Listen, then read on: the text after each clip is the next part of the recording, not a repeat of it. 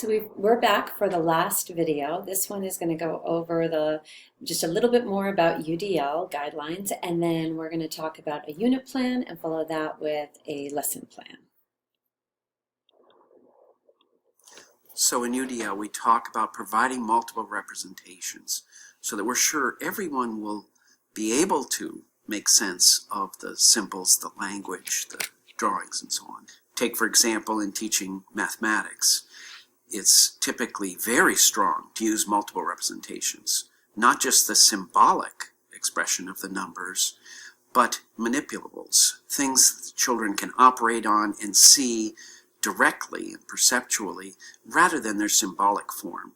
So that's a great example of providing multiple representation, both the symbolic number and a physical manipulative. The second principle is provide multiple means of action and expression. And that takes into account the fact that students vary greatly in how they express what they know, how they can act skillfully, how they can communicate in language or in drawing and so on. And students differ widely, so we say we must provide multiple means of expression over the course of our teaching and learning. The third principle is multiple means of engagement. And in many ways, it's the most important principle. If we don't engage students in learning, don't make it important to them, make them motivated for it, then none of the other forms of representation or expression will be that important. Within Universal Design for Learning, when we look at a curriculum, we think of four main components, and each of them need to be universally designed. The first component is, what are its goals? How do we translate standards into things that are important to do in the classroom? Secondly, what are the materials that are going to be in that classroom? Everything from a chalkboard to a textbook to a workbook to something on the wall. Are these materials key to learning? And if so, are they universally designed for learning? Third, the methods. How does the teacher go about teaching when she or he is working at helping students learn?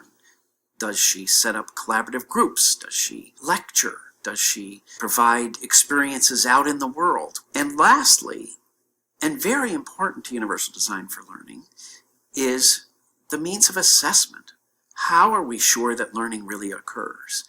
When we began our work, we, like most people, were focused on learners who were doing poorly, who looked like they had disabilities. Over time, we began to change our focus because we could see when we were in classrooms that the classrooms were in fact disabling, that they were not designed properly to ensure that every child would succeed. And we began more and more to see that the curriculum itself was disabled, and that the work of the Universal Design for Learning guidelines is to reduce the disabilities in the curriculum itself so that more students succeed, more students have optimum challenges, and come out as expert learners in the end.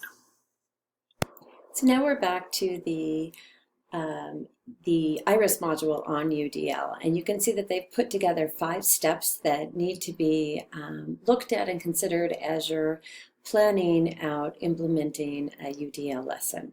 So the first one is to acquire the knowledge, acquire knowledge about UDL practices. So this is really learning how you can implement and also assess students using multiple ways. Using technology is sometimes a good way to do it, using manipulatives, say we're talking about in the video, sometimes providing explicit instructions. All of these things provide opportunities for your student to access the learning. The next one is to move beyond the textbook. Very often, especially with our diverse learners, they aren't able to access everything in the traditional way. And so it's about bringing in other resources. It could be supplemental readings, it could be guest speakers, it could be using the internet or other software technologies to get the learner outside of their comfort zone, or maybe just even extending the learning to real world opportunities. The next one is to design the curriculum. And here they talk about examining what you actually already have with your curriculum? What are the learning goals, possibly for your grade level or based on the IEP goals of your students? What instructional materials do you have available to you? If the district has adopted some sort of text or program, then oftentimes you have to use that. What kind of instructional methods and also what kind of assessments do you have? And do you have the opportunities to use with your class? And part of this is also identifying any barriers to these different curricular components. The UDL principles, that we outline, those three major principles, can be used as you start modifying the learning goals, the instructional materials, the methods, and the assessments. And hopefully it's also increasing your assessments to assess the learners throughout the lesson. And then finally you teach the lesson and then you evaluate the student outcome and then you revise as needed. This is also a place where I highly recommend critical reflection on your own practice and actually asking for input from the students or your support staff. You're also going to need to obtain administrator support. Here, especially with UDL, there's oftentimes funding that might be needed or some sort of supplemental materials. You could possibly ask for some sort of professional or in-service training. You could try to work together with either general ed or special ed teachers. You can also ask to be provided with some time for encouragement, reflection, or even emotional support. And finally, step 5 is educate and involve parents. We know that when parents are involved in a child's education, that child usually does better. So think about ways that you can start every semester or term at your school involving parents more. And so, sometimes you contact the local and district school administrators, or you volunteer in a classroom, ask for volunteers in a classroom, or you ask parents if they can assist with homework.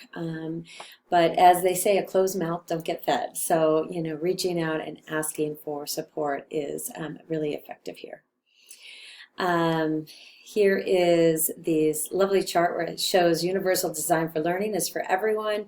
Differentiated instruction is for some students, accommodations and modifications are for some students, and assistive technology is even for fewer students. And then we will just remember, and I just want you to challenge you to really think about ways that you can engage. Well, first have multiple means of representation, multiple means of action and expression, and multiple means of engagement in your classroom.